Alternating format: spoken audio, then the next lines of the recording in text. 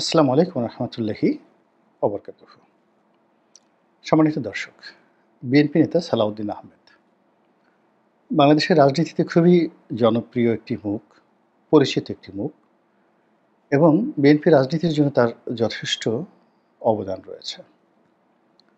তিনি আওয়ামী লীগ শাসনামলে যে জুলুমের শিকার হয়েছেন, নির্যাতনের শিকার হয়েছেন, এটা নজিরবিহীন ঘটনা এবং তার জীবনে যে দুর্ভোগ এবং দুর্দশা ঘটেছে, ক্ষমতাসীন একটি রাজনৈতিক দল কতটা নির্মম এবং নিষ্ঠুর হতে পারে, সেটা জনাব সালাউদ্দিন এর যে গুম হয়ে যাওয়া এবং ভারতের মাটিতে তিনি যেভাবে ধরা পড়েছেন, যেভাবে গ্রেপ্তার বরণ করেছেন এবং যেভাবে তাকে দিনের পর দিন পাগলের চিকিৎসা করা হয়েছে একটা বদ্ধ উন্মাদ বানানোর জন্য, যেভাবে তাকে ভারতে আটকে রাখার জন্য স্থানীয় কোর্ট, লোয়ার কোর্ট থেকে শুরু করে একদম হাইকোর্ট পর্যন্ত তাকে যেতে হয়েছে, এটা নজিরবিহীন। এই ঘটনা কখনো ঘটেনি বাংলাদেশে অন্য কারোর ক্ষেত্রে।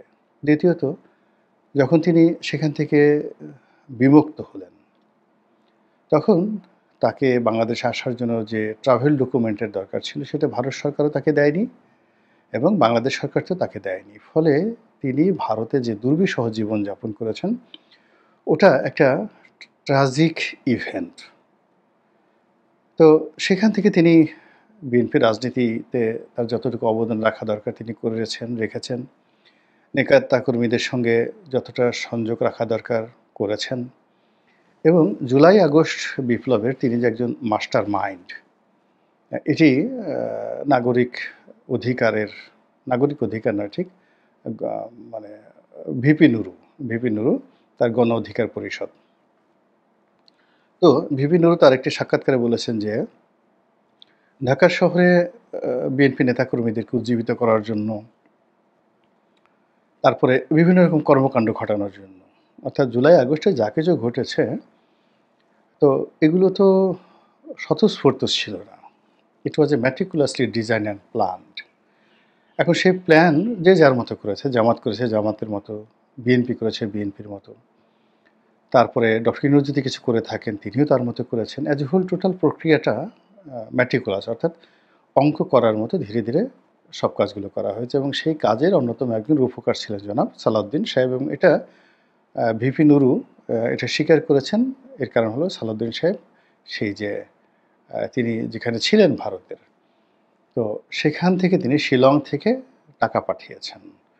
টাকা পাঠিয়ে ভিপি নুরুকে তিনি সেই টাকা দিয়েছেন। এখন ভিপি নুরু সেই টাকা দিয়ে আন্দোলন কিভাবে গড়েছেন, আন্দোলন কিভাবে চালিয়েছেন, তারপরে শেষে ছাত্র জনতার যে সকল সমন্বয়ক ছিলেন তাদেরকে কিভাবে মোবাইল কিনে দিয়েছেন, আবার আন্দোলন দানা বাঁধানোর জন্য কিভাবে টাকা পয়সা দিয়েছেন, সেগুলো অন্য একটা পার্ট। কিন্তু ব্যাপার হলো যে এই পুরো ঘটনার সঙ্গে সালাউদ্দিন সাহেব একটা নেতৃত্বের জায়গায় ছিল এবং একইভাবে বিএনপির নেতা এরশাদ কিংবা বিএনপির নেতা তাবিথ আউয়াল এবং স্বয়ং তারেক রহমান সাহেব লন্ডন থেকেও অনেক টাকা পয়সা খরচ করে পুরো আন্দোলনটিকে ধূমায়িত করার জন্য, বিস্ফোরিত করার জন্য তারা সর্বোচ্চ ত্যাগ স্বীকার করেছেন নিজের দলের নেতাকর্মীর মাধ্যমে, প্লাস বাইরে আউটসোর্সিং তারা করেছেন এবং সেই আউটসোর্সিংয়ের মধ্যে গণ অধিকার পরিষদের দুটো গ্রুপ।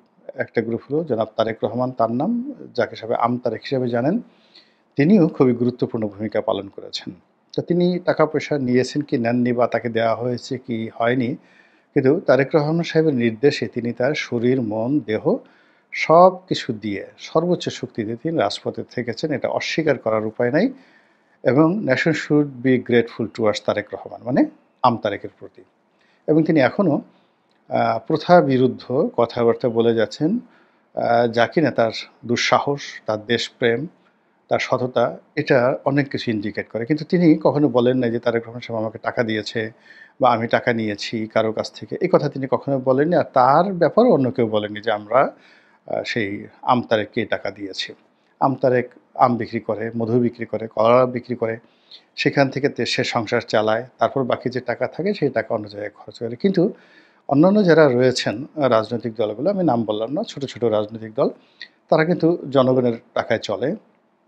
তারপরে বিভিন্ন লোক তাদেরকে দেয় বা তারা প্রয়োজন মনে করলে বিভিন্ন মানুষের কাছে তারা চান, হাত পাতেন। তো এভাবে আসলে একটা আন্দোলন যে চলেছে, সেই আন্দোলনের পাদপীঠে জনাব সালাউদ্দিন সাহেব খুবই গুরুত্বপূর্ণ ভূমিকা পালন করেছেন।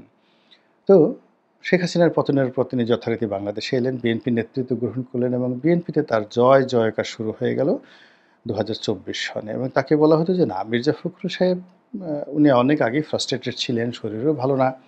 তিনি দলীয় পদপদবিতে আর থাকতে চাচ্ছিলেন না। ফলে সালাউদ্দিন সাহেব আসার পরে মির্জা ফখরুল আমার জানা মতো অনেকটা হাঁপ ছেড়ে বেঁচেছেন।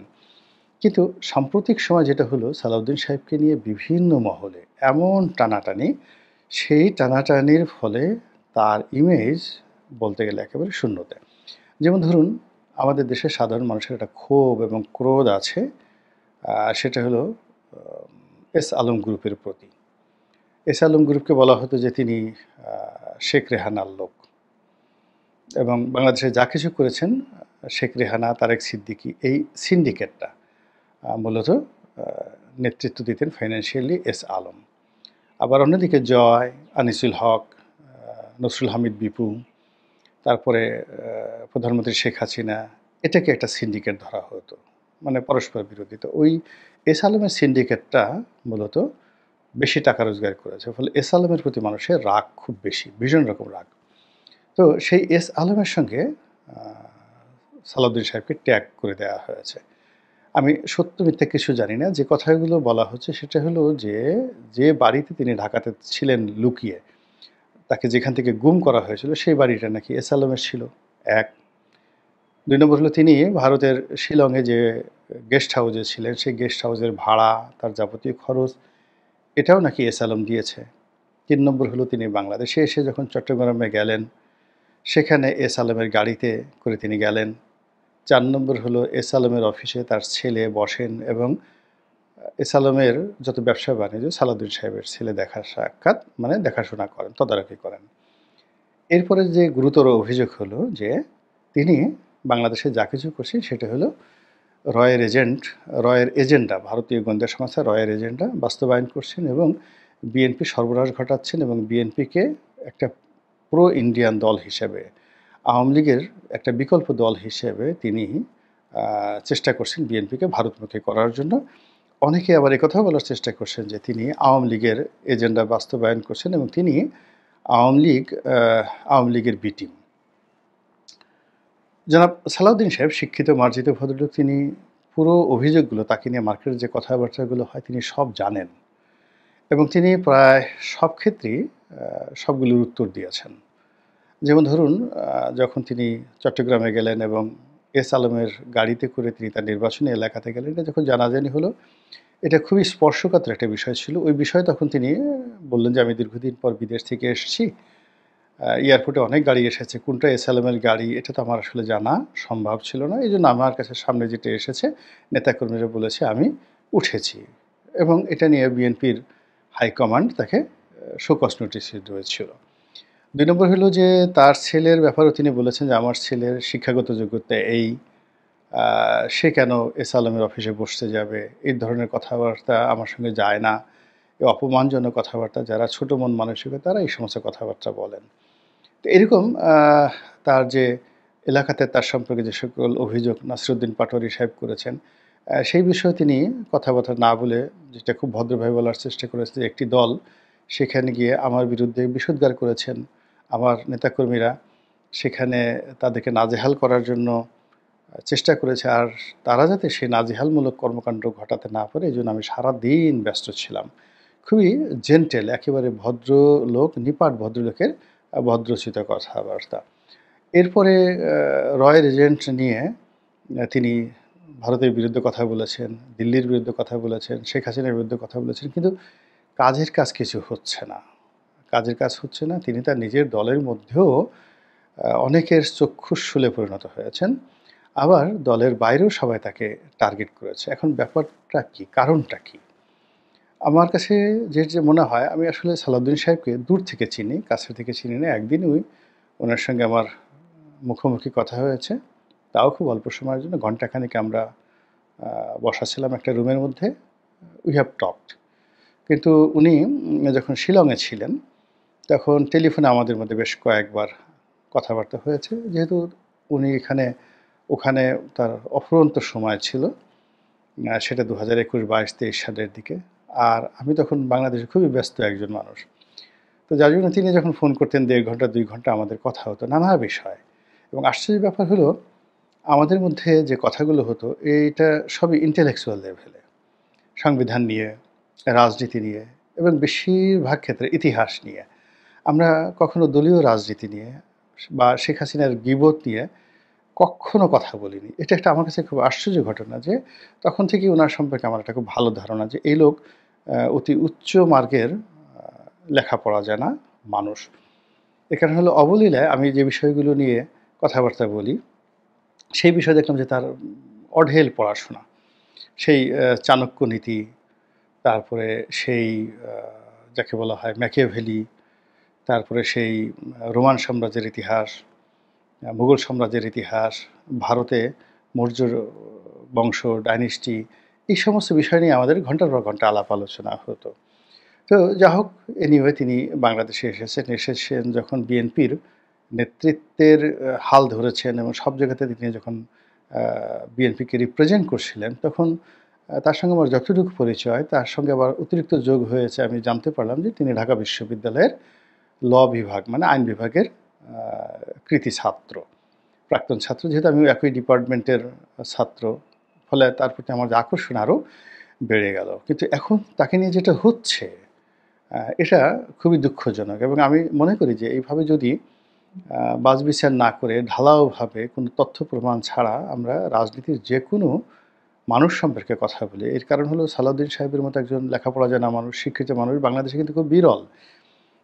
এই সময়টিতে সংবিধান নিয়ে তার যে পড়াশোনা, সংবিধানের বিভিন্ন অ্যামেন্ডমেন্ট নিয়ে তার যে খুব সুচালো বক্তব্য এবং যে বিষয়গুলো তিনি বলতে চান প্রেসের সামনে যত প্রিসাইজলি সংক্ষেপে তিনি সুন্দর করে যেভাবে উপস্থাপন করতে পারেন, এটা আমাদের এই দেশের রাজনীতিতে খুবই বিরল।